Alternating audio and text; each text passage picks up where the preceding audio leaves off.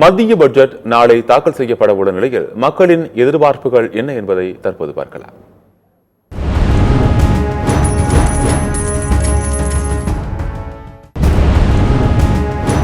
பல வருடமாக சீமை கருவேல மரங்களுக்கு நீதிமன்றத்தில் வழக்கு தொடுக்கப்பட்டு நீதிமன்ற உத்தரவே இருக்குது இந்த சீமை கருவேல மரங்களை அகற்றணும்னு.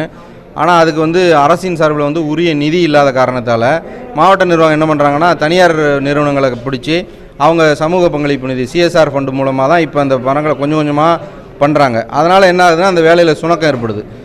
எனவே இந்த வருகிற பட்ஜெட் கூட்டத்தொடரில் தமிழக அரசு இந்த பிரச்சனை, அதாவது குறிப்பாக இந்த காட்டுப்பண்டிகள் பிரச்சனை இருக்கிற இடத்துலையாவது போர்க்கால அடிப்படையில் முன்னுரிமை கொடுத்து இந்த சீமை கருவேல மரங்களை அகற்றுவதற்கு அரசின் சார்பில் உரிய நிதி ஒதுக்கீடு செய்து இந்த சீமை கருவேல மரங்களை முற்று முழுவதுமாக ஒழித்து கொடுக்கும்படி விவசாயிகள் சார்பில் கோரிக்கை வைக்கிறோம். இந்த பட்ஜெட்டில் புதிய நீர்வழித்தடங்களில் உருவாக்கணும். ஏற்கனவே குளங்கள், பெரிய குளங்கள், அதில் நீர்வழித்தடத்தை மட்டும் மாற்றி அமைத்தால், அதாவது ஒரு பகுதி இப்போது கடலூர் மாவட்டத்தில் எடுத்தோன்னா கடமடை பகுதிக்கு தண்ணியே போக மாட்டாங்க.